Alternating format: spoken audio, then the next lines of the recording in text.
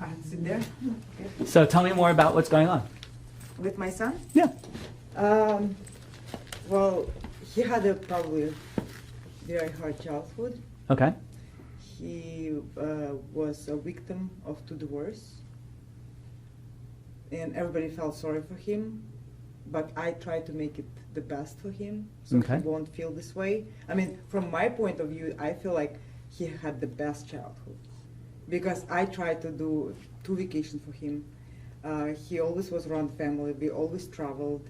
I always had, like, I did Shabbat. Every Shabbat, I made Shabbat no matter what. Goyim, not Jewish, not Jewish people. I would make a Shabbat so he will feel like a family. Okay. You know, like, I always had so many friends. I made everything to show him what I loved when I was a kid. Okay. And he had it. But just because people was making feel like, tell him, oh, poor guy, oh, you had to go through the war, you have horrible, which he never even, Okay. how to say it, I protect him from his father. Which is a bit of a tough situation to put yourself in, but okay. But I did. I mean, he had a very good childhood. I mean, any kid will wish to have this childhood. But because of the people, psychologists, because I had to go through psychologists, because I was going through divorce, they put in his head that he's the victim. Yes. Okay. And that's how he feels right now. Okay. He thinks So that he's how a- does this manifest in what is actually going on that needs to be fixed right now? Okay, he feels like he's a victim. He doesn't have, he feels like all people are not nice, whatever. He hates towards everybody. He's a very negative person. He tried to kill himself. Was it a real attempt? I hate to ask. No, I think he just made it up. But he was hospitalized, and he was in a mental institute. They just make him, but he is, as you see, of his results, everything was 100%. I mean, you can tell by his tests that he was trying to kill himself. But they just, oh my God, used it because it's, again, money. You know what I mean? Okay, so what I'm hearing here is from another point of view here, and I've got to talk to you very bluntly, unfortunately, and I apologize for that in a lot of different ways. But what I'm hearing here is the fact that you are also feeling very victimized by the situation of the organizations, the situation Right. and society and the way it is. Because I don't live my life. I don't live the life I want to live. Because you don't live your life, because you don't live the life you want to live. Yeah. But now the challenge that's also presenting itself is the fact that your son is in a position where he is seeing a mother that's pretending to be strong, but at the same time he can see that you're not being very strong. He can see that you're not living the life you want. He can see that you are the victim and that you however much you try not to be, you're showing yourself, as much as you are right now, you're showing yourself that you are a victim to the society that's being created. The situation that's being created. And the reason why I'm saying that is what's going on right now on a different level is you are presenting to your son, smile to the outside world, but let the outside world affect you. It's not. I'm just telling him don't bring it out of the house. I mean, don't do the stupid things. I'm telling him don't. Because you don't understand. This money that I'm spending on everybody else, I can spend it on you. You know what I mean? But what you can rather do, and it's a tough one to get going through your mind, and it's more than just a simple conversation, is you need to, as much as possible, put yourself in the situation. You have to find your own strength. You right now are completely in a situation where you aren't connected with your own inner strength. You're too affected by your son's situation. You're too affected by the way it's affecting the outside world. And I can understand completely why. Don't get me wrong. I can 1,000,000% understand why. Because when you have kids, you don't belong to yourself anymore. You don't. It's true, and at the same time, you have no choice but to belong to yourself. I mean, I do, but, and I, like, I don't know. I mean, at the end of the day, think about what you're presenting to your son. Think about it from the point of view of a hypnotist. Imagine a person comes into you wanting help for emotional issues, for emotional fears, and you go, No. I think I can for help you. somebody else I can help. I can't, but with my, like. And my why own is that? kids, like, Why is that? people And who so are- I will explain to you why I believe it is that you can help other people and not your son. Yeah. Because they only see certain facets of your personality. So you can look very strong to them because they don't know how weak you are in other situations. So when a person comes up to you, you go, I'm Superwoman, of course I can help you. So they see a person, a leader, and they follow that leader. And I can see that you've got a very strong leading instinct inside of you. I can see that you've got a very strong sense of certainty inside of you that you know how to bring out when you help someone else. The challenge you have with your son is your son also sees your uncertainty. Your son also sees all your weaknesses. And so when you say, let's be strong, he goes, Mom, that's a cute little act you're putting on. It's not it. I mean, he doesn't think that, he thinks I'm strong. I'm sure The he sees only- that you're strong, and the but only problem is that after all this manipulation that he did around, like, whatever, everybody like putting in him that he's depressed, he needs help, but he doesn't. You know, he's a perfectly good kid. Everything is perfect with him. I mean, he's very smart, he's just very lazy, like a lot of teenagers are. And he made up that he tried to kill himself, which he didn't. It was a show, I know for sure, I know my son. Because one time he told me he wanna kill himself.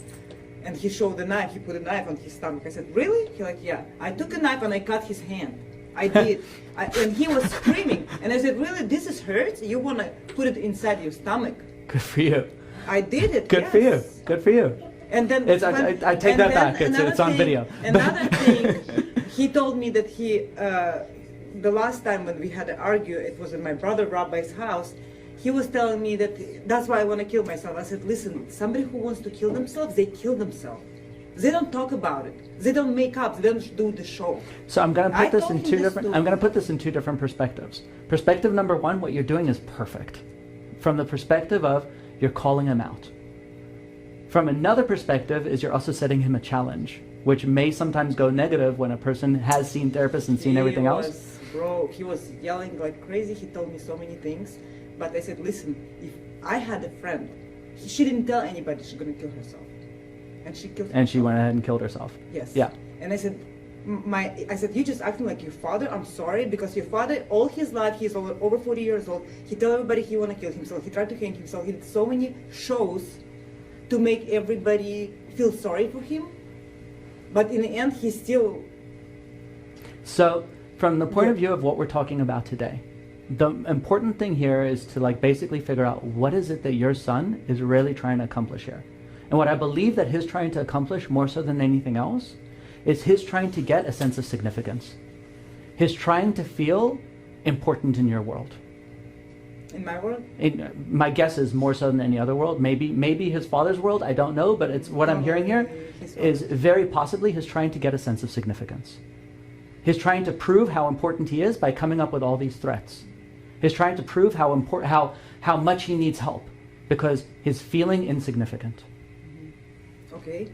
And True. what it boils down to is you have to do two things in my books. Step number one is you have to, as much as possible, come through as a sense of strength, which I can see. A woman that will take a knife and cut her son. I did. Amen to that. Because That is a good sense of strength. That is a very, very good sense of strength. But then the other thing is, based upon the stuff we're talking about right now, is you've got to help him. And I'm not saying that you need to sit down and do a meditation and hypnosis with him, but you need to help uncover how this kid can start feeling significant in this world. How? You talk to him. Find out what his passions are. Not what makes him okay in this world. What is it that he feels he was put in this world to do? What is it that makes him feel like he doesn't want to kill himself, but will make him want to live till he's 90, and then when he's 90, cry on his deathbed because he wants to be here longer? You have to find what it is that makes him tick. What is it that makes him feel significant in this world? A lot of money. Money? That's what he wants. Money, He wants a lot of money. He wants expensive stuff. He wants Yeezys. He wants Maserati. That's fantastic. And So I said, there's two types of goals in this world. What we call means goals and ends goals. Right. Okay? Generally speaking, when a person says that they want money, that's a means goal. It gives them the ability to be able to get more stuff. They have the means by which to get stuff. Those goals, regardless, he can become a millionaire, and he'll find out once he's a millionaire that he's not happy. That's what I told him too. Yeah. So then what you need to do is you need to find out exactly based upon these things. So if you had your millions of dollars, if you had your Maserati, what would that do for you? And you want to start uncovering the ends goals. What are the things that really drive him? And this is exactly the parts work. This is exactly what we're talking about right now. It's figuring out what is it that really, really, on the highest level, drives him. Whether it's that he wants to save every puppy on the face of the planet, whether it's whether he wants to be a good father, whether he wants to be a better father than his father was, whether it's he wants to be a good doctor. I don't know what that is. He doesn't know it either, and I don't. Well, this is where you and this training starts coming in helpful. It's not about sitting there and meditating with him, and it's not about sitting there and helping him feel better about himself for a moment. It's about helping him connect on the deepest level with what it is that will make him feel significant in this world. And that's a very big word that I want you to stick with, significance. Because my guess is that it's possible that his father has left him feeling very insignificant. It's very, very possible. I don't know. But the point is that you need to, as much as possible, talk to him and find out what is it that really creates significance for him. It's not going to be $1 million, and it's not going to be a Maserati. Yeah, I'm sending him to Israel, to army, next year, B'ezrat Hashem. I am. And God, and amen. And I hope that does it for him. You're going to find the way. And it's very possible. Very often, people actually do turn towards religion for exactly that reason. More often than not, religion creates. So there's a logic of what is called the 6 human needs. But what we'll do is we'll stick with 2 of the biggest ones, which is the need for certainty. People need to. It's not something that a person wants. It's not. This microphone is going to drive me nuts. Okay. So it's not that people desire this. This is actually a need that is bred into our souls. People have a very strong need for a sense of certainty. You need to wake up in the morning and know that when you step on the ground, you're not going to fall through and fall through the earth. You need to know, you need to feel that things are safe for you. You need to feel certain about certain things. If you don't feel safe in this world, nothing else is going to matter. You can have millions of dollars, you can have the happiest of families, whatever it is, but if you feel uncertain, if there's a part in your soul that feels like it's lacking in certainty, you're never going to move through this world in a good way. The other one that's also very important is the need for significance. You need to know that you matter. If you and it's not a desire, that's the most important thing. This is not like I desire to feel significant. This is a deep human need. They need, and that's the most important thing. They need to know that they matter. If you don't feel like you matter, you're going to do whatever you can in this world. Whether that is go get a gun, put it to a person's head, and steal money from them, and it's not because you want the money, it's because in that moment you're the most significant person in their life. In that moment that you put a gun to a person's head, you matter more than anyone else. It's when you turn around and tell everyone that you want to commit suicide, so what happens is everyone rallies around you. And in that moment that everyone rallies around you, what are they doing? They're saying, you matter, you matter, you matter. And if you find a better way for him to feel significant over these smaller things, it goes away. But it's important, it's essential. It's essential because if you don't help him find a deeper cause of significance, he'll find it himself. And what happens is, very often, that does come in terms of suicide, things such as that, suicide threats or anything else. Or it comes through, very often, a person can join a religious society and they'll get their certainty by the fact that they know that every morning they wake up and they'll learn the Torah and they'll learn the Gemara, and they'll get their sense of significance because in that society, people start looking up to them when they start becoming learner Jews. Yeah, that's for sure. I mean, that's helping him right now. And plus, I want to send him to army, and he actually wants to go. Yeah. So hopefully that helps. So the thing is that will give him a sense of certainty, for sure, because in the army, you know for a fact what time you're waking up, and you know the hell you're going to go through, but at least you know that for a fact. Yeah. And that is a sense of certainty. But the thing that I wonder more so is, what is he going to get for a sense of significance? I guess he's going to find it himself. Well, you say you want to help him. I do. Of So, course. so what I say is the biggest thing that I would do is I would just sit him down. I'd sit him down very seriously with a cup of wine for you and a cup of coffee for him because he's under 21. Give him a cup of wine. I can give him vodka, trust me. Exactly. But the point is, you sit him down, you talk to him as an adult, and you say, look, you're going to go off to Israel, you're going to study Torah, you're going to go off to the army. I have no clue what's next. You're threatening all these things about committing suicide, and I understand why. But when it's all said and done, what in the world are you here for? Why? But you know what? When I went through psychology and stuff and everything, everybody tell me, and I even see that he's very immature. That's fine. He just immature. He just like think like. I don't know, And I will tell you 5, that. 6 years old. So it's. I've told Pavel this story before, and it's just my truth. I'm going to condense the story a lot because I've definitely talked way too much. So it's one of the things that happened to me was I grew up with my parents always taking care of me. I did have a charmed childhood. I had an amazing childhood.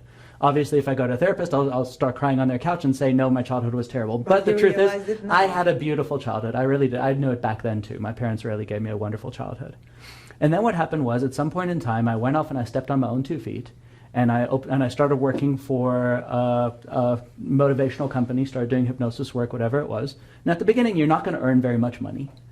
And I started looking at my bank account, and my bank account was $500, and my rent was $1,500.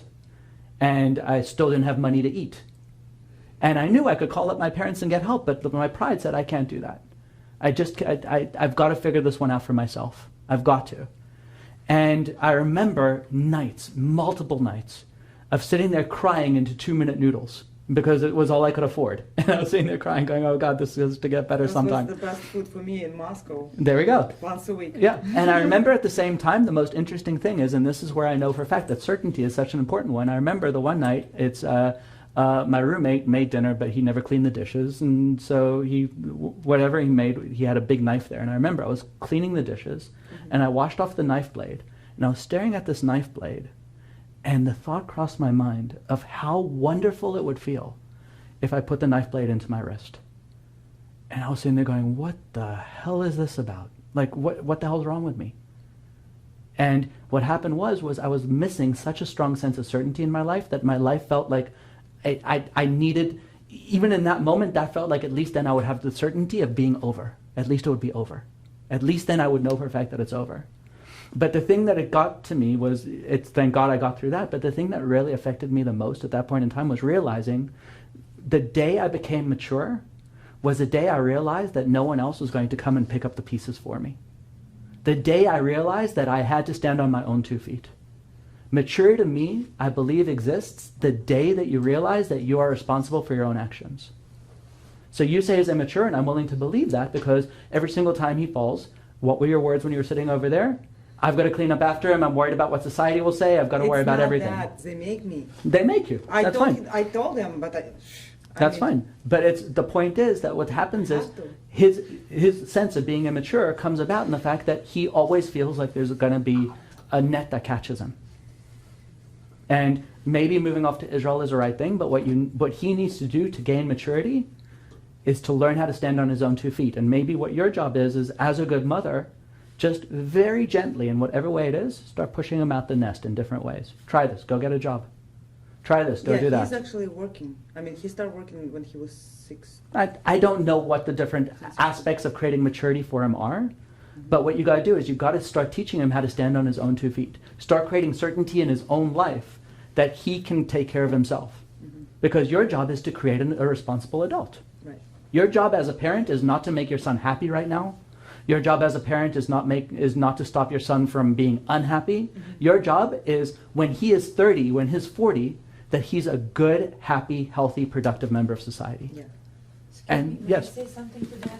Especially, I was talking to my husband actually about it, and there are many books as well. So, women and men are so different, and I have to say that we also have this different responsibilities as we grow up. And I'm a woman, and I never really had to worry about when I go to the movies to pay for it or dinner or something like that. Okay. So, and once I told my sister, hey, let me take my nephew and we're gonna go to the movies. So we went to the movie theater, and so I paid for him for the movies, for myself, right? Popcorn and the whole thing, and I ended walking out there and paying like over $60. And I was thinking, like, I got that feeling that, I mean, I'm responsible here for someone, and I have to pay for it. If I can't, and then I can't take him out. So I kind of felt as a man in this situation. Very well put. And what it really was a lesson for me, because then from that moment on, I started to be honest, also to pay just for myself, to take this feeling away from that guy. Later on, when he said like, no, I'm gonna do it, it was, please let me. I don't feel like a real man if I don't do it. And I said, okay. But it's different then, because then it's a given thing rather than an expected thing. Exactly, or taking it for granted as a woman, for example, because you don't know that feeling. So, and what I'm trying to say in this situation is that her son is growing up, and right now he is depending on her. She is also feeding him and everything, even though he has a little job right now. This is a start, but he still doesn't have that feeling yet.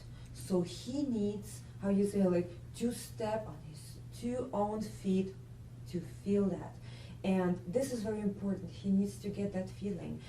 Tell him, maybe I would suggest that maybe that would be a good idea, that she would say for him, like, just imagine I am somebody you want to take out for dinner, or, you know, do something nice for me. So when you work, let's do that. I always pay and everything. Do something for yourself. Surprise me. It's an interesting thing. I know that we've got to take a break in a moment. Yeah, 5-minute break. And 5-minute break now? Continue with parts, yeah. I mean, if okay. you want, I mean, or you can continue whenever you're done. Okay. So the one thing that I love about that is that we actually talk about the concept of male and female energies as such. And the one thing is that it sounds like your son right now is in a very strong female energy. And the concept of a female energy, if you just consider the stereotypes of male and female. So the male energy is going to be the strong, get-it-done energy. The female energy is going to be the creative, accepting energy, which is, both are very, very necessary. And it's what I love about it, I'm not losing my mind, it's Lily, right? Lily. Yeah. What I love about Lily's idea is the fact that you're actually kind of like just giving your son the concept of bringing him into his stronger self, the male energy of just saying something along the lines of, you take care of something one time. I haven't been there to see exactly what's going on at all, and I pretty much guarantee you that whatever we say right now, you're going to be going back into your life, and it's not going to be like, oh my God, I've completely changed my life and I get it now. But what I do believe is you got to leave here with at least an idea in your mind of how to give your son that sense of certainty and significance. And if you just keep those two things, it's back to that same thing of like, your son doesn't want to commit suicide. Your son doesn't want to be that guy that molests a young girl kind of concept. Your son wants a sense of certainty and significance. And I'm not saying for a fact that that's the case, but I'm saying with like 90% certainty, after 5,000 clients, I'm willing to bet you that that's the case. Excuse me. And what I also think about the case, for example, what I suggested, right? That it also should give him a feeling of being, you know, that she's proud of him, putting him higher, you know what I mean? Significance. To hug him and to say, wow, you did an amazing job, I'm so proud of you, because I just felt like I can relax, and you did everything, you did an amazing job, I'm impressed. Significance, that's perfectly well put. And that's one way to create that sense of significance. Let's take the break and then continue on with this in a bit more. On what? You did a great job on what? No matter what. It can be a little thing. Oh my God, such a good job. You just flush the toilet after yourself. But he doesn't. He needs to get that feeling. Once he gets that feeling, he will start doing different things. He doesn't. I tried. We went to psychologist. All my life I take him to psychologist. Huh? I sent him to boot camp. I hope it's gonna help him. Let's not bring him here or not. But I sent him to boot camp. But it's what I will tell you right now is what I'm hearing from you from the other side is, and it's I'm saying this in a very, I would never say this to a client directly in this way, but I'm hearing the sense of hopelessness coming from you, that sense of victimization that comes from you, and the fact of like, I've tried everything and it's not working. It's like you give up. I'm And not. It's but it sounds no, like- but that's the part inside of you that's showing up right now. From me, what I'm trying to do right now, I'm trying to just step away, and I'm just trying to do whatever I need to do as a mother, and as a, like, give him like place to live, food, whatever. And, That's not a mother, that's a provider. There's a difference. And for him, like I said, like he's going to gym. Mother is a nurturing. I mean, I'm trying to. Everybody tell me to leave him alone, so I left him alone. I left him alone for him, but I still trying to find the way to help him. Like he doesn't want to go to school. He doesn't want to go finish like 12th grade. So I'm trying to talk to other people who can talk to him, to push him to go back to school. And I sent him to boot camp. Hopefully this is gonna help. I mean, I'm trying. I can see it's don't get any of us wrong. I'd never It's give not up that you're on not anyone, trying. because it's me, my kids, it's everything for me. But don't Yeah. it's not that you're not trying. It's as a matter of fact, I believe that you're probably trying much harder Yes. than the average person out there. It's not a matter of not trying. What we're talking about is let's try different techniques, not trying, but let's try Because- change the trying Because as affect. you see, your techniques didn't work out on him, and because everybody's different, and because you're a mom, you see the view. You have a different view. We have a different view of your situation. How you already said about like people seeing or being in the situation or seeing the situation from the outside. So and I, for example, that's why yesterday I asked my friend that was crying, and I said, tell me everything. I said, tell me how bad I am. Tell me what I do wrong. Tell me, because no person is going out there and tell me how shitty I am. I'm sorry, I'm You can cut it even. recording. If you want to even cut it, or I don't know. I'm sorry, no, I'm just saying, I just don't want to use the words, whatever. No, I'm just saying how bad I am, what I do wrong, because I feel that way. And I said, because if there is nobody coming and telling me that, I cannot see it, because I just feel that pain inside me, and I cannot get inside and take it out. Because there must be somebody who sees it from the outside to tell me what the problems are. I mean, they cannot tell me my problems, I can probably get into it, but I need little pieces like a puzzle to put it together. And then it's also nice to hear a couple opinions from other people, what they would do in my situation. Because I only know my ways. They don't work. It doesn't work on me. So I need something else. I need to try another product. Okay, I'm here. Let's- I came to this hypnosis Yeah. to make everything like this. I don't want this. That's why I'm here. Okay. So I need So- to have everything like he said at the first day, he said, hypnosis, You can it's cut it and then one we'll just time talk. his own rules in my house. And I had to work to support my family, to help my husband because he was in school, plus my two kids. So, I understand that it's a very tough set of circumstances. right, and then, but like, I didn't want to know my son to have no games, whatever. He said, okay, he needs it, he wants it, everybody else have it, he wants to do it. So he started changing everything for him. Sabrina, you can't play both sides of this. You have to become, in this case, you have to become a really strong and strict parent. But I am, and I'm trying, I mean, You're not. I'm telling You're you. not. You're in no way you are. I hate to tell you, but you're not. Strong and strict parent won't allow this kind of stuff. You can't play the part of, oh yes, I'm strong and strict, but when he doesn't do it, I don't have anything about it. You're not being strong and strict. Okay, he already have police reports, he already have tickets, he already was sued. There are a lot of things, and who is paying for it? I am. It's a go under my name. So how am I gonna be a strict parent that I'm the one who's gonna pay for his bullshit? When he's 18, I'm gonna take his stuff and I tell him, listen, I showed him I have 8 more months till March. I said, And "You yet have you to call this person your best friend? No, I'm not his best friend. No, I'm trying to be his friend. I'm trying to help him because he's my son. And yet he says he wants is help. doing. We always want Huh? to give us But he says he wants help. something we didn't have. There's a lot of different factors here going on that are just, it's, He have so much hate. He doesn't have anything. He's this kind of kid. Do you believe in genes? Like yeah, genetics. genetics. So he didn't grow up with his father and his family. But Okay. he's exactly like his family, like Okay. his father's family. Is his father's family in his life at all or not at all? When he tried to be, but my son didn't like what he sees. Okay. But I told him, So look, that's why what you I didn't like actually about asked them, of, that's her you. to come. Don't you understand? Because, Because she all called they me a want couple from of him days ago. She said, "Oh, money. my child is They crazy. told him She that he was have to not pay them allowed to to live school, there. and They I told don't him know so what many to do. things. I They don't don't even know pay. what to They do." make me pay child support when he was living there for 3 months.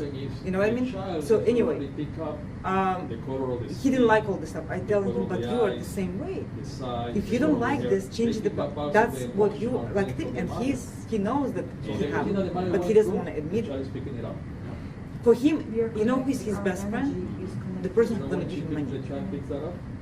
And to me, I think that that's just a very dangerous path to lead, to stay on as a parent.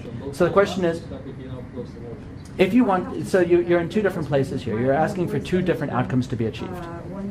Outcome number one is I don't want to be responsible for him because he makes stupid moves. Outcome number two is I want him to become an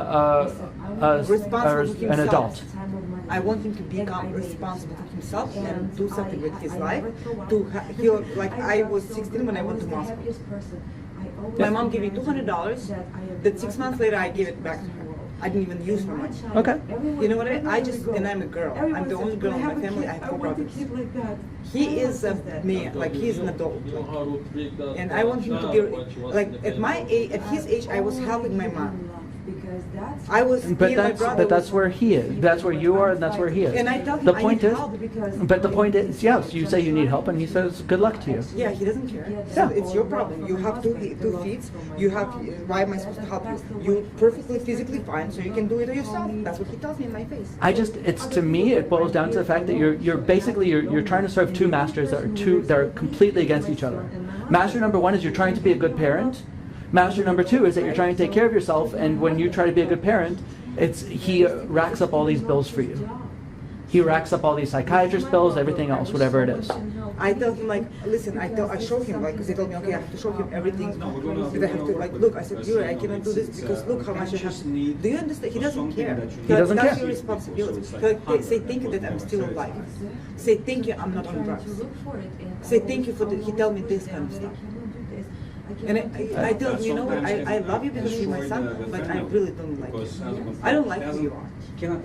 As a person, I really don't like you. So from that point of view, it's like, I mean, it's you're going about it in you're fighting two different wars I'm here. trying to do everything possible for his own benefit. So what happens when he turns 18? I want him out.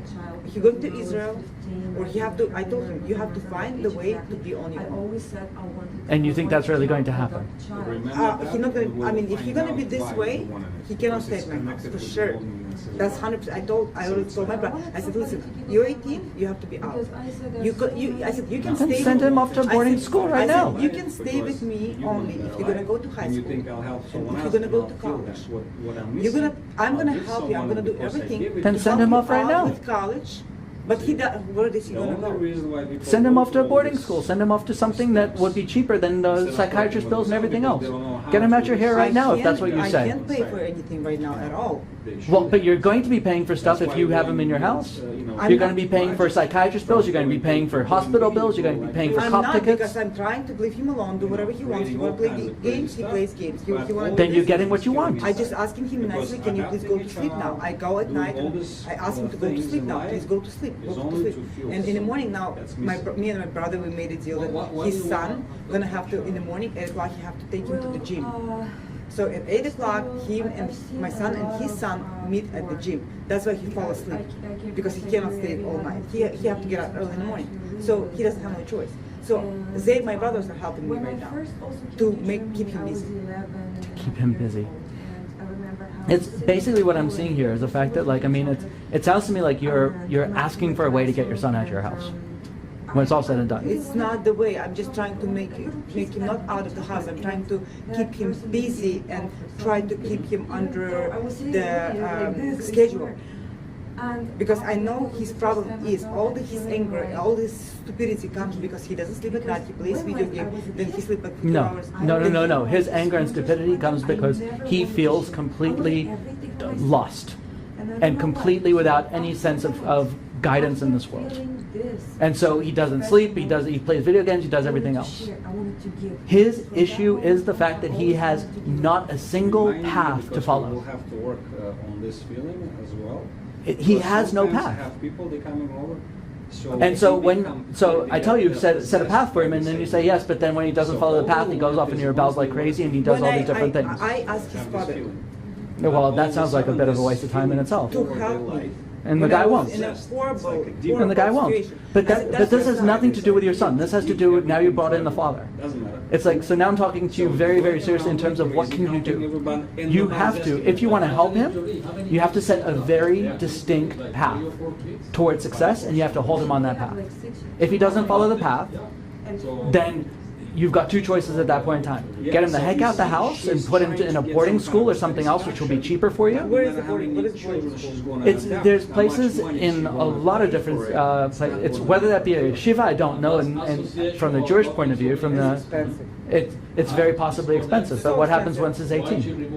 When 18, I want to send him to Israel. Also, yeah, To absolutely. army. That's the thing, because she has To the some army in kind of Israel. psychological. And what do you think happens when he gets to the army in about Israel? being Mother, I don't know. female, you know, I mean, I hope- because most there are of some the kids- And what happens when he goes to the uterus army and cancer decides to leave the comes army? from What this happens when he emotion runs away from of Israel? rejecting It's the his. femininity. I told him, listen. When you're 18, you think that when you're adult, that you want to be, you know everything. I said you feel this way because you know that you have. I tell him all this stuff because you know you can come home, you have food, you have like I show him the bills and everything I have to pay, what I have to pay. I understand, and I understand that you're frustrated, and I understand everything else. But what you're doing right now is you're creating an adversary. And I understand it. And I understand why. But you're turning around to him and telling him, the moment that these 8 months pass, you're the fuck out my life. If he gonna have, if he gonna keep whatever he's doing, I'm not trying to make him. He can have his own choice. But I'm just telling you what's gonna happen to him. If you're not gonna have a, like, I tell him, listen, with this, that's, in the end, he was the mom, you were right. I'm more stupid that I tell him, listen, you know that. Yeah, but he has to get, and then he forgets that he said that to you. That's But every child, whenever- every When time. you tell me, when he told me that I was right, only when he already made a mistake, he already in shit, and he have to get out of it. You know what I mean? There is That's one when they disease understand it. actually, you just, And I said, listen, I mentioned. have another It's, kid, and saving the she's a world. little kid. I have to take care That's of her. also very, very negative. And I said, and I'm trying. So The thing is, people at home, I'm trying dissociate to from keep their life. calm. There is no And you fight see that. because if I tell him They'll he's gonna be yell, I don't lost. want him to yell. They I don't want my daughter. She dissociate goes to out sleep of at their 8 o'clock. I life, keep and her. they It's to sleep think at 8 that o'clock. She the doesn't have no life video doesn't games, matter no as long nothing. as they I are keep her very, very working with busy. somebody I do else. with her what I Helping dogs, try to helping do kids, with helping him poor, too. You know what I helping mean? this, helping And I explained. their I told him as an husbands, adult. you know, I other explained to families, him. friends. with And what happens if you But take what away his cell happens, phone they and turn forget off his about lights at 10 themselves, He p.m.? will they suffer. He will so what? hit They me. give He'll hit you? Yeah, their he'll life break everything in away the house. Yes. to everybody He'll break else. everything in the Yes, house and he hit will. And you. they still are hungry because they never get the same. Then you bring in someone bigger than him that will stand there, and you say, I'm taking this away from you. If you don't like it, figure it out. Once you go in the spiritual path, Whether that be your brother, whether it be a cop, I don't know. But if you want to start setting rules for him, you can't be afraid of But can him. I bring the cop? and then you get sick. I don't know. So people look into I the spiritual path. quite honestly, it's like, I He mean, already was. He was already. He already had reports. He already had that reputation. I don't want. It's gonna be on his future too. I told him. I said every year you're gonna hate me for this, for your own shit. I said this is. Like, I don't want you to have all this in your future. Do you understand? so I don't think he does understand. But the point is that you have to start being the place of strength. And the challenge you have is you're not being that place of strength because you're afraid of it. But then if I'm gonna do all this, I wouldn't trust him. Excuse me guys, I'm sorry to interrupt. Now I mentioned something that, so basically I told you about this, the crazy girl that her mother brought in, right?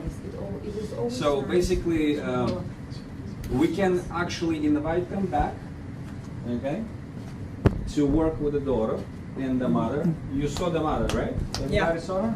Okay. The girl that was here. Yeah. Or, Is she yeah? the one who went through divorce? You said, right? No, basically a couple of days ago I got a call from this woman. Forgot her name. She's from Germany. She came here to United States, got pregnant, got dumped by the boyfriend, whatever. Now she's alone and she's trying to take care of her child, which is going crazy. So, and you've seen it. You know what I saw? I saw exactly what happened with my daughter when I was going through divorce. So the question is, they might come back at for 15, Right. okay? So, but you see, Ori's time is so precious. Yeah, and So I precious. just, you I have know, to take you. we wanted to show you part therapy the way he does it, which is awesome. So what we could do is we can send the mother and two of our students to work on the mother, because you saw the thyroid, right? Of the mom? You're going to work on the mom or the daughter? So we can break into teams if you want, because both of them really need help, like, you know. Or we can ask them to come back tomorrow, whenever. So it's up to you, you know. So the mom has a thyroid issue? She is like really messed up. But she doesn't speak English very well, right? Oh, she does. Yeah? She does. No, she's fine. Yeah. She does. And But I speak we have perfect German. a student that speaks German better than any other languages, you know. So she can really influence her, probably. I don't know. So we gotta check. I just know for myself that the language you grow up with, the first language you learn. That's easier to accept. Yeah. Exactly. It's easier to feel, to go deep inside. Those words, they go back to your memories. So if you want, like, it's gonna be. But I don't even know what we're working on the little girl for. She's crazy. I mean, that's what her mother said. You know, I said. So she said, "Listen, I want to bring my daughter because she's crazy. She's getting thrown out of the schools and stuff like that. So basically, her behavior is like crazy. You know, even though she was What is she bullied. I mean, doing exactly? What? She all over the You place, just saw don't it. you see? She's like so, everywhere. And also, what I wanted to do, I wanted to show you Mhm. the real clients that you're gonna be working with a lot. Okay? Usually it's women who have emotional problems and traumas, and if the children are coming, they're gonna be something like that. Like this is like perfect case scenario Reflection of the mother. of who you're gonna be spending time with in the future. So you might as well just get used to it. The child session, it would be a bit of a weird session to do Yeah, for so this thing. that's what I'm saying. So let's do it this way. When they come, I'll tell them to come tomorrow, because. But the mother session, when it comes to thyroid, that could be an interesting parts the work. mother, yeah, that would be awesome. But she will have to find out I would like to see Willis. Yeah. who she can leave the child with, because even if we'll work with her, she won't be able to relax because child. Can I work with the kid? Can I talk to her? Absolutely, yeah. So we can lock you up in the room, Yes. so we're going to be quiet now. Okay? So. And if you want to work with the mother, you're welcome, and we'll continue recording the class because we're going to have it all. But we're splitting up the whole class. So awesome. How about this? One of you will work Mhm. with child and a mother, and we will to observe, because we need to. No. Here's the thing. I want him to teach very important. I'll work with a mother for the thyroid. It's like, to me, that could be a very interesting parts work. Okay. It could be a very interesting Because thing. I would like to see The parts how work to- being how done. To, how to work with my daughter, and I would like to see how to work with mother. Okay, Like so because- check this out. So we can ask them to come back because we have another 3 days, so it's not an I would issue. like to observe But this you one. want to see how he does it because it's very interesting. So you'll see the difference, Can you? and we'll record all of it. What? Work with You're you? gonna, you can. Will you work on everybody? It's time-wise, it might be a bit of a tough one. Yeah. It's in terms of parts work. I can work on one person for sure. Yeah. On Okay. it. So basically, it's going to be probably more interesting and faster to work with the mother because you'll need time to play around with the girl because it's going to kind of. Today or tomorrow? No, it's tomorrow I wouldn't be able to. Oh, you won't be here? No. Are you living in here? Yeah, in Do you have in your Hollywood. business Not with me. No, it's but Pavel has it. No, but Pavel has it. Morgolson.com, so it's Yeah. a website. But anyways, I think we also should, spend Or- some time teaching because this technique is super awesome, and you'll end up if you learn it, you'll end up doing it in every session actually. Do you want to send them? Because for me, Do you want to it's ask them to come important back? because I'm a mediator. I'm working with the families, and so for me, I'd like to see how to work with adults and also children. Do you want to bring them back tomorrow, and then you guys can work with the mother and the daughter? But today I'll work with someone here with the class watching. Yeah, so the first therapist. So let them, come back tomorrow. I'll work with them, and somebody will have to hold the child, something like that. I'll Yeah, because you see, no matter what, everything is going to be recorded. Yeah, no matter I just what. want to be with the girl. I Okay. really like her. She's Yeah. such a- Okay, and so when they knock on the door, I'll just tell them this, because we're still working on the thing and stuff. And John, you wanted to say something also? Oh, sorry. Yeah, I wanted to say something about something related, something that I Hold did on. last. Do you mind if we record it for them? Here. Yeah, you want to record it? It's fine. It's Do you gonna want to take sit here so 10 we're going to minutes. sit there and you can talk to us? Let me sit over here. Yeah. If you stay there. I wanted to give you some ideas about. Okay. Am I got here? Do I need this? Yeah, you are, yeah. Put this on one. Okay. You record everything? Wow. No, we missed a little part of it, but Okay. let me help you. So we're on this side, like this.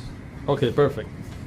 All right, so I was listening to what you were saying about your song, and I'm gonna give you something that I did for a client last year, June the 15th. And one of the things that you're gonna be learning when you finish this training, you're gonna be able to learn how to do part therapy, all the way to remove diabetes, to remove cancer, okay? Because cancer, diabetes, Parkinson's disease, thyroid issues, all these are not disease. It's a symptom of an emotional issue in the subconscious agency, okay? Now, the society call it disease. They giving a label, they call it disease so they can sell you medications, surgery, and all that kind of stuff. Actually, every month there is a new disease. The Ebola 1, the Ebola 2, the whatever disease. So every time there is a symptom, they're giving a disease, a level, number 1, number 2. So last year, this lady came, 40 years old lady, young, with 2 kids, 14 and 15, and 7 cancer tumors in the uterus. Who? The lady? The lady, okay?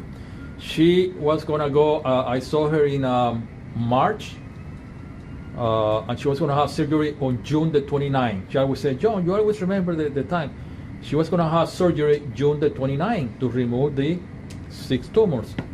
So I said, okay, come to the office, and I was teaching a class. So I said, okay, I'm gonna do an exercise with this lady over here. Do you mind if I record whatever we're doing here? Or do you mind if I have some people here? No problem. So basically what I did, I wanted to find the emotional trauma that is causing the cancer. Because it's an emotional trauma.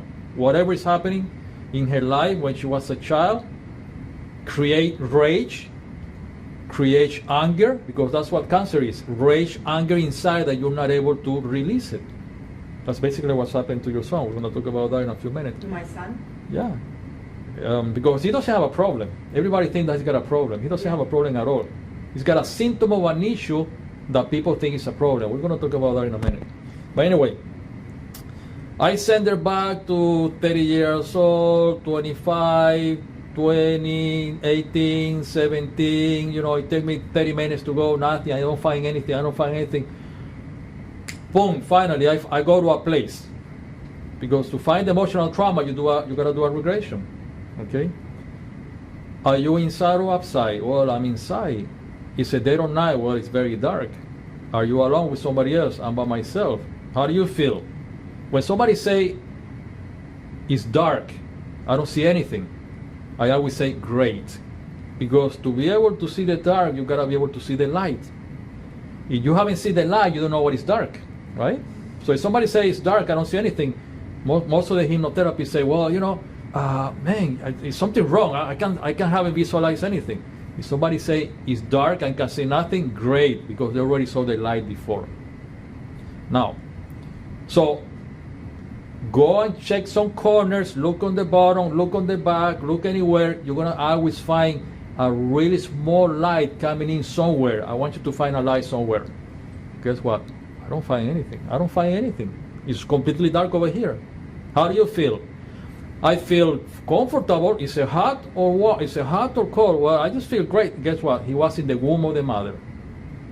So I regress her to the womb of the mother. That's when the initial synthesizing event, the emotional trauma that is creating the cancer when she's 40 years old. Now, I need to find out what happened in the womb of the mother. So I say, okay, I want you to listen to everything outside where you are.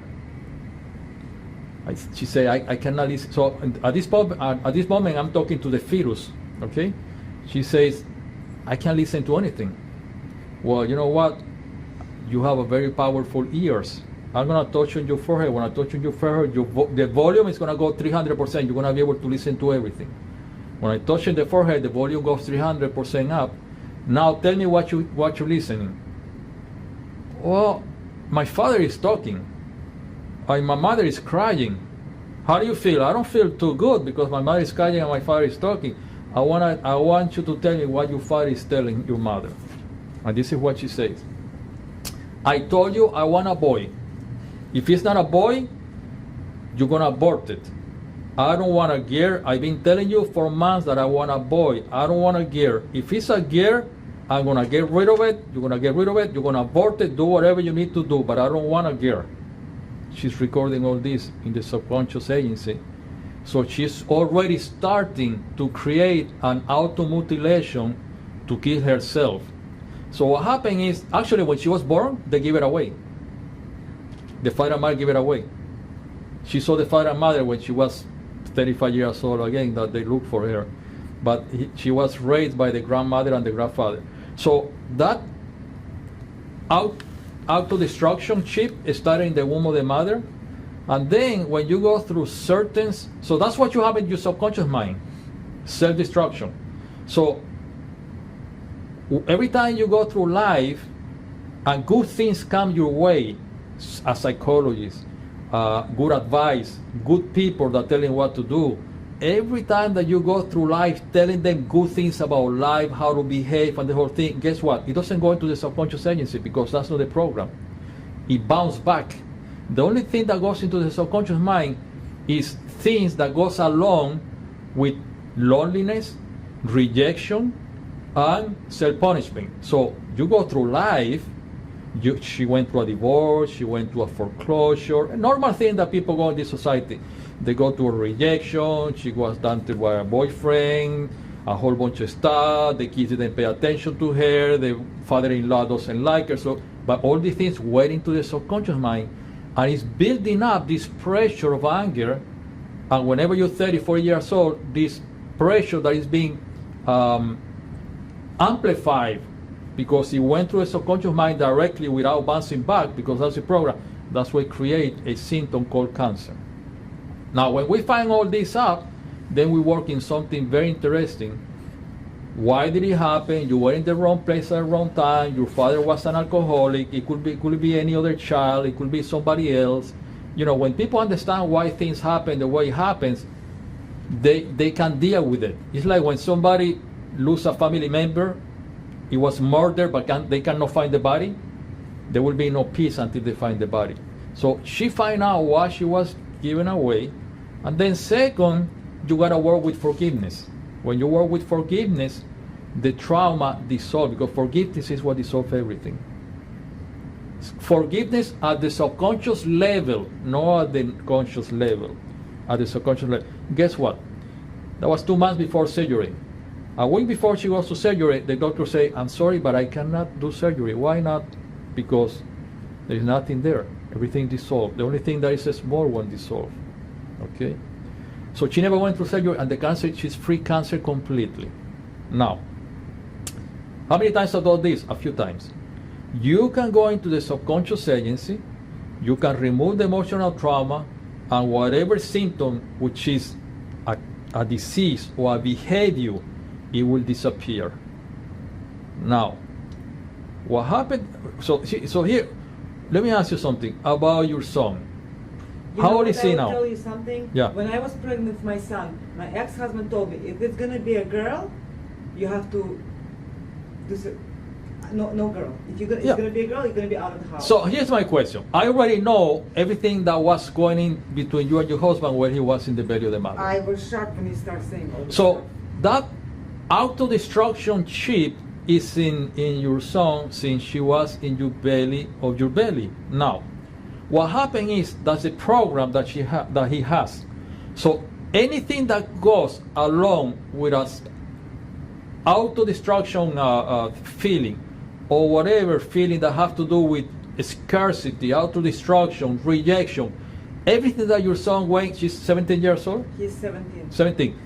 Everything that went into 17 is going over there, building up that pressure, building up that pressure, building up that pressure. Now, if this lady went to surgery and they removed the 7 tumors, guess what happened? The tumor is going to come up in the shoulder.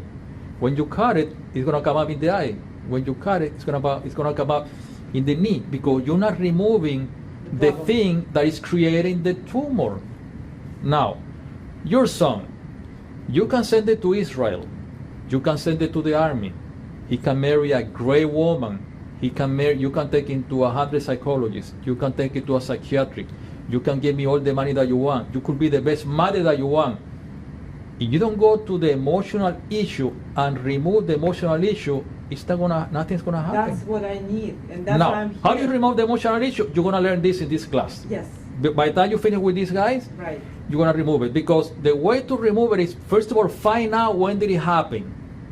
Second, when you find out why did it happen, you have to explain at the subconscious agency why did it happen. And the second thing that you do at the subconscious agency, you have to tell the subconscious agency what is it that you're good at it because that's what you're gonna be doing from now on. But you cannot tell your kid, you're such a great kid. You gotta tell that to the subconscious agency.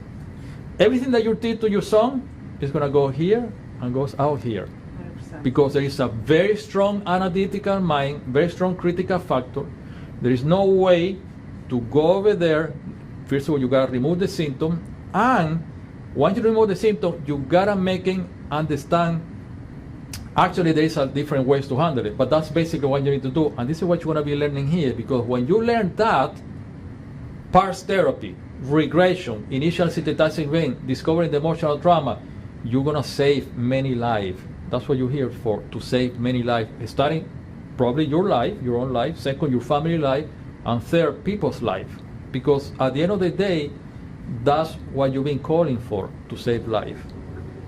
Anybody have a question? You're just answering all the question I had. I was listening to you and I say, great, he's got the right thing. I mean, it's gonna take him a while to figure it out, but at the end of the day, that's what's gonna find out. It's an emotional issue, and there's something else. Sometimes this emotional issue is not in this life. It comes in the DNA from another life. Now, here's the thing. People think that when you have a kid, they take the physical features, the color of the skin, the color of the eyes, the color of the hair, the way that they walk, the size of the ears, the size of the nose. Yeah, that's perfectly fine. But you also have, inside your subconscious agency, you do have the emotional traumas that your ancestors carry on the back. So you have an ancestor that died out of celiac disease. Everybody knows what is celiac disease? You cannot eat nothing with gluten. You will get intoxicated. If somebody has celiac disease in the past and they died of starvation or they died of intoxication, that emotional trauma is going to be in this life, and you may be suffering from celiac disease and intoxication too. So it's always good to review the Akashic records in this life and the Akashic records in past life. Now, everybody's familiar with Akashic records? No. Okay. Anybody put anybody in trance, very light trance? Это информация с прошлой жизни. Yeah, they've tried. When I he heard of it, but I never no, tried. excuse me, I already went through a recognition. Okay, when he did a very slight trance at the beginning of the class, he said, close your eyes, take a deep relaxation. When he did a very relaxed, he could make you open the eyes and ask you questions. The answer will come from the Akashic records, because the Akashic records could be accessed in a very level trance, in very level alpha, a very alpha wave. So you're gonna be learning all this kind of stuff over here, and you're gonna be able to save a lot of people's life. And I'll tell you, most of my students are psychologists and psychiatrics people and doctors, because they wanna know how in the heck can you go into the subconscious agency, remove the emotional trauma in one session. I only did one session for this lady to disappear the cancer. That's all you need. Then you want to do reshaping, and you want to do, because if she has cancer and maybe I need to work in something else, I need to work in some stress, so maybe I work in something else. But basically that's what you're going to be learning here. Very powerful as heck. So you guys going to enjoy it. Are Okay? you both gonna teach us? Thank you. They're going to be You wanna teaching show? this. What about I want you to teach us too. I mean, we won. You know, Costs a lot of money. actually, Really? we've been doing hypnosis together for years. Everything that I'm telling you, he knows back and forth how to do it as long as him. So don't worry, the fun thing is coming. But Okay? you can, like, I can help and heal the family members, right? Well, first of all, in order for you to heal people, I'm gonna tell you something, and I don't wanna be disrespectful. You smoke, right? Yes. And you wanna quit smoking? Yes. And you're not able to quit smoking. In In order for you to help people, But there's a different parts. I mean, I want to fix everything of me before. Okay. I want to fix myself first. smoking is not an addiction. It's not. I know. There's a reason why I Nicotine smoke. have nothing to do with smoking. It's not. There is a reason for me why I smoke. Smoking, when people smoke, is a way to be a slave. You're like a slave. You're the slave. You're the slave of a cigarette. I have a different reason why I smoke. Well, You know what it is? right now. Do you know what I it is? do. Yeah. But let me tell you something. What's your name? Sarata. Soreka? Yes. Well, you know who's talking right now? Your analytical mind. You don't know why you smoke. I do. I don't think so. I Because know. if you knew why I smoke, you would quit smoking. No, but that's why the reason why I'll tell why I'm smoking. Why? Because when I was a kid, Uh-huh. when I was 15 years old, I was 115 kilograms, which is like 250 pounds. Right. When I was 2 years old, my kidney shot. I was freeze outside. I got frozen, all my body. Right. Mhm. So I was on a lot of medication, steroids, to start my kidney working, whatever. In Russia, you know how it's like. there. Mhm. So anyway, after all the steroids, they kept me alive, but I started gaining weight like crazy. By age, and I was eating like crazy. I want to eat all the time. I don't know how to stop myself. Because of the steroids, they make me hungry. So by age 15, I was in the hospital every year. You were gaining a lot of weight. Yes, every year I was in the hospital for 3 months, like summer break. Every kids had fun. I was hospitalized because it. So you started smoking to lose weight? I started smoking because when I want to eat so bad, I would smoke and I didn't want to eat. Yeah, but- Replaced it. But I the replaced thing the is to cigarette. find out why did you gain weight? Why did you Why? gain weight? Why did you gain weight? I told you I was on steroids and it's made me so The hungry. hormones. It was They hormones shut down. that I had to take to Why make my kidney why were work. you taking? Because the kidney. I was 2 years old and I was frozen outside in the balcony. Mm-hmm. They locked me out by mistake and I almost died because my kidney stopped. Everything. I don't know. My kidney stopped. I remember only how I was in hospital Well, for 6 my months. opinion is, now everything that you say, respectfully, I have to agree with you. No, I have to listen to you. But everything you say, it was told to me by your analytical mind. So everything that you say, not necessarily is why you gain weight. Not necessarily because of hormone. No, maybe. My thing is, when people start gaining weight like the way that you gain weight, it's not the hormones. It's because there was some type of physical or mentally abuse when the person was a child. So, did you have abuse mentally or physically by anybody in your family when you were a child? Everybody have abuse. So that means yeah, right? I was. No, I'm sorry. Let me rephrase. I know that I was abused. Like I was 2 years old, and I was in the hospital. Okay. That's when abuse started. Okay. Were you abused by male people, guys? That's where the weight starts. Because when you put weight like that, you keep away the male energy. The guys don't want fat girls. So you start gaining weight, and you cover the weight gain by freezing in the balcony, hormone, whatever, but you were abused physically or mentally when you were a child, so you start putting, I mean, you could be weighing 200-300 pounds easily. But a lot of kids get abused. They don't gain weight. Not everybody. It's the different situation, different scenario. They have different issues. They have other issues. Actually, I don't know, but I think personally that whenever an abuse happens, it don't matter which way, there is always a consequence. So not a Right. good one. You know, it's funny because I always tell this to people that I wanna work with them, but nobody ever did. Yesterday was the first time I was in a Starbucks cafe, and there was a lady. She came and she sit by me in a wheelchair. Second time that I see her there, wheelchair. She must weigh probably 350 pounds in a wheelchair. Young woman, 50 years old. And she started talking to me, boom, boom, boom, boom. She see my suitcase. She said, you go to school? I said, no, I don't go to school. I'm a teacher, actually.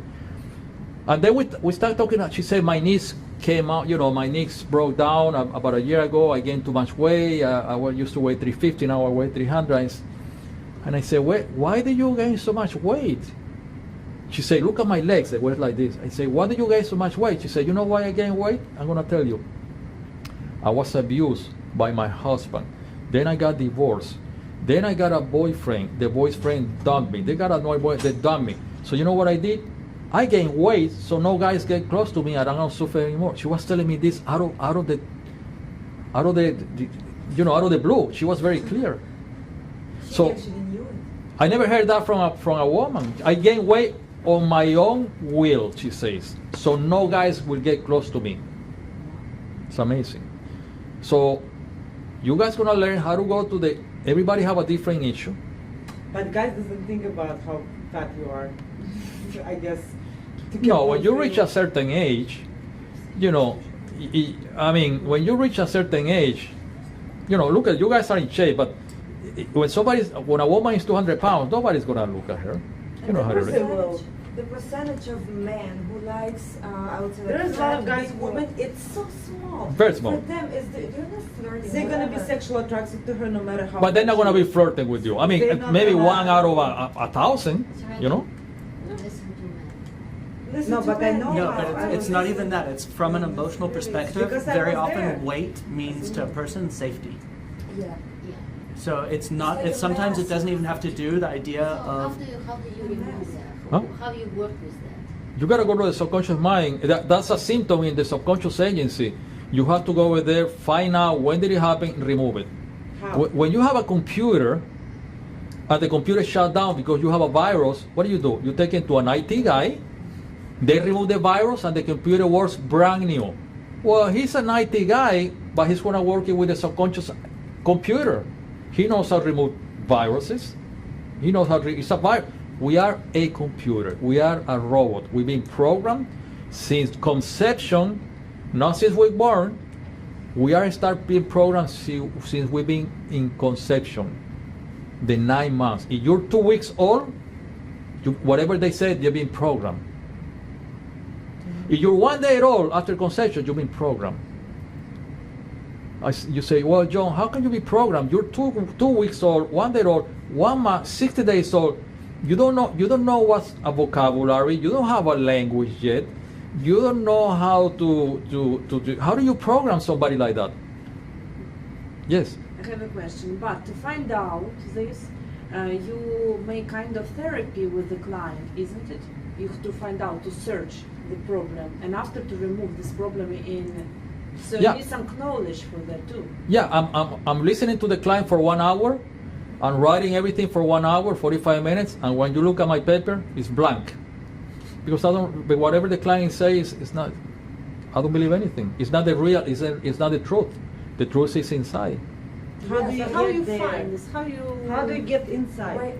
They're gonna go over there to the alpha, theta, and delta state, so you can access the subconscious mind, and the subconscious mind is gonna talk to you, and then you can ask all the questions, and the subconscious mind doesn't lie. The subconscious mind tells the truth.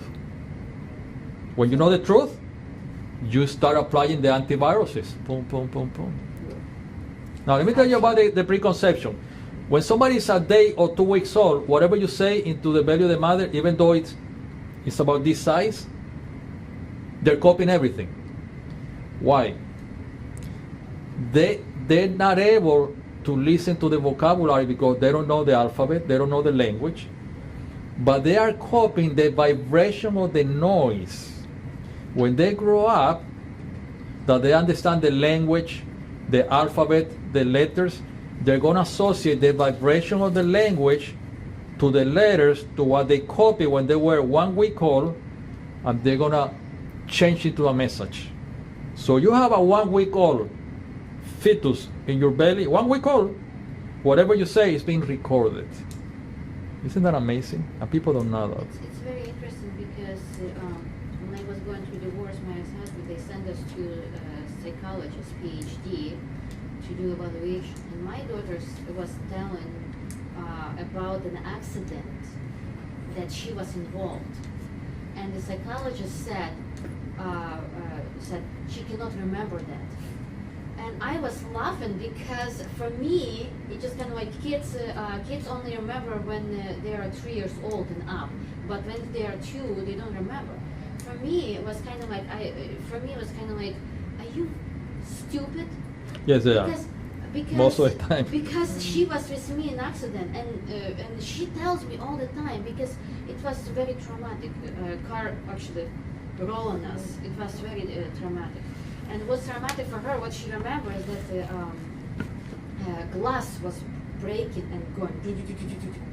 That she remembers. Of course. For me, I do remember when I was 2 years old.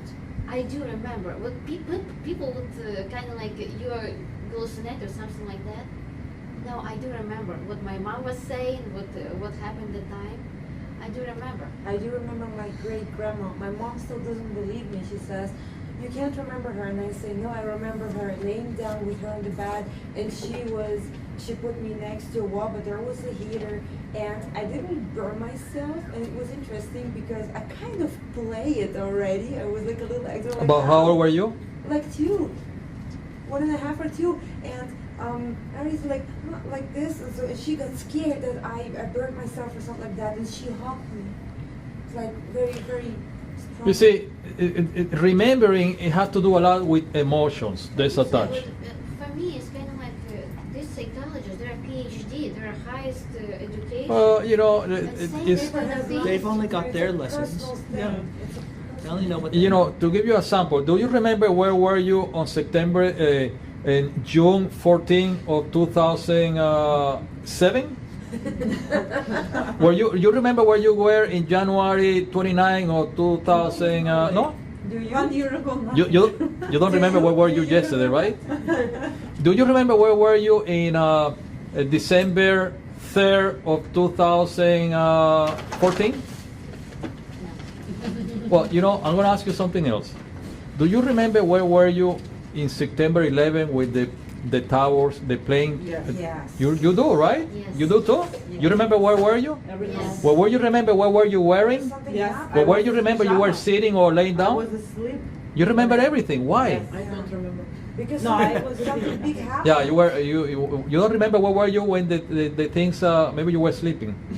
I was asleep and I woke up. I went Somebody to called me school. right. Everybody remember even what were they wearing, how they felt, if they had breakfast. Why? Because there was a strong emotion attached to the event.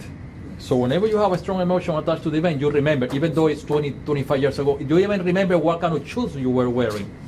Everything. So now I'm gonna tell you something else to wrap it up. This is very important for you guys when you finish the class. Now, what is the definition for you of love? God. God is love? What's the Oh. question? The definition of love.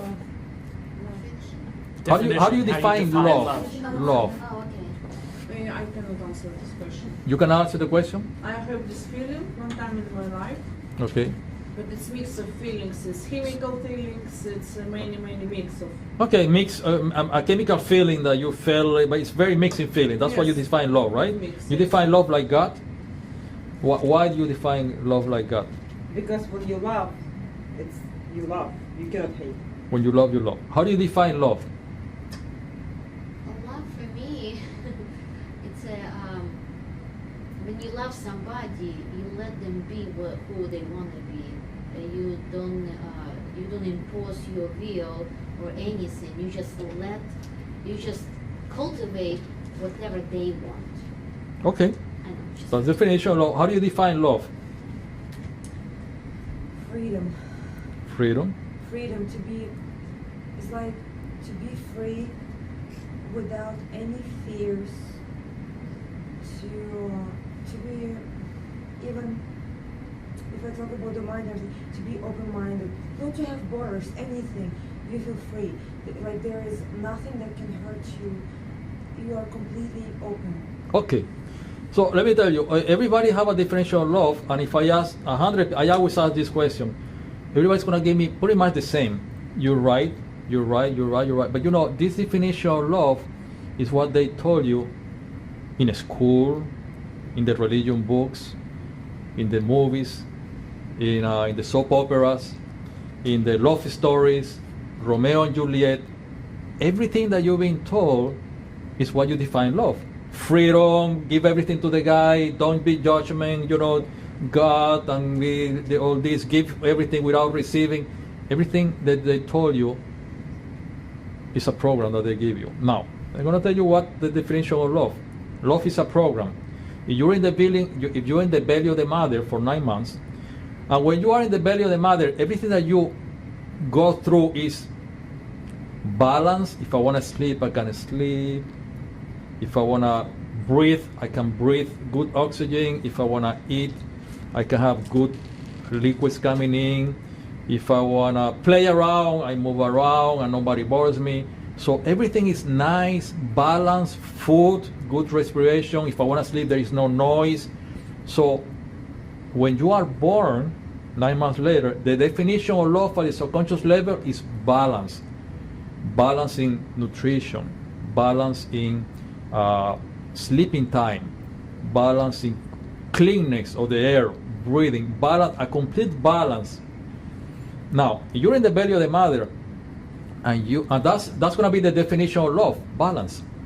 But you're in the belly of the mother, and those 9 months, if I want to sleep, I can't sleep because there is moving around, there is noise.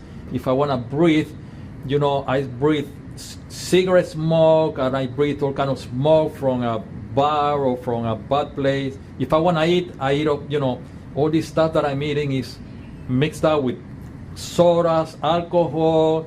If I want to sleep, I can't because there's a lot of noise, you know, and a lot of people screaming. All this chaos, destruction, bad smell, bad noise, all these things. When you are born, guess what? At the subconscious level, that's your definition of love. Chaos, destruction, unbalance, loss. That's why you have a teenager that is growing up, they turn into a psychologist. Listen, all you need to do, you need to love more yourself, love your mom, love society. Okay, and then the kid go a week later and he robs a car or he kills somebody. Why? Because that's the definition of love, destruction. And people don't know that. And then the kids overdose because they don't know how to handle it. They take drugs and they die because that's the definition of love that they're putting in there. You gotta love yourself. You gotta love society. Love your teacher. Love your mother. And they go out there and they do crazy stuff. They end up in jail and they kill themselves. Yes. I wanted to say that, for example, in